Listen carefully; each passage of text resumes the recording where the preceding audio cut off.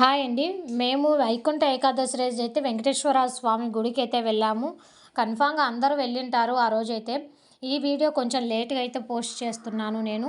ఈ గుడి వచ్చేసి బళ్ళారిలో ఉన్న వెంకటేశ్వర స్వామి టెంపుల్. మేము ఈవినింగ్ టైం అయితే వెళ్ళాము. మార్నింగ్ వెళ్ళలేదు. చాలామంది అయితే ఉంటారనేసి ఈవినింగ్ వెళ్ళాము. కానీ ఈవినింగ్ కూడా చాలామంది జనాలైతే ఉన్నారు.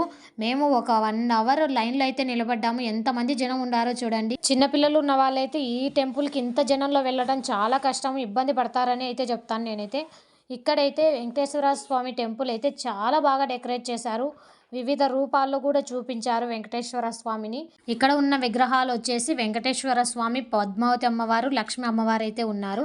ఇక్కడ వెంకటేశ్వర స్వామి విగ్రహం అయితే పెద్దదైతే ఉంది. ఈ విగ్రహాన్ని వచ్చేసి తిరుపతి తిమ్మప్ప స్వామి అనేసి అయితే అంటారు బళ్ళారి వాళ్ళు. ఇంకా ఇక్కడ వచ్చేసి మెయిన్ గర్భగుడి అండి. ఇక్కడే వెంకటేశ్వర స్వామి దర్శనం అయితే ఇస్తారు. అలంకార ప్రియుడు వెంకటేశ్వర స్వామి అనేసి అయితే అంటారు కదా.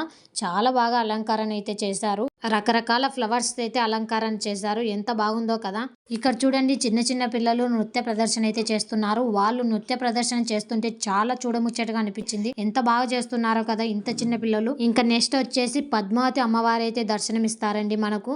ఇంకా లాస్ట్ వచ్చేసి పద్మనాభ స్వామి అవతారంలో అయితే మనకి ఇక్కడ దర్శనమిస్తాడు. ఇక్కడ ఎంత బాగా అలంకరణ చేశారో చూడండి. నాకైతే చాలా బాగా నచ్చింది ఈ ప్లేస్ అయితే. ఎవరైనా బళ్ళార్లో ఉన్న వాళ్ళు ఈ వీడియో చూస్తుంటే ఒకసారి వెళ్ళి దర్శనం అయితే చేసుకోండి. చాలా బాగుంది temple. Om Namo Venkatesaya. Thank you for watching.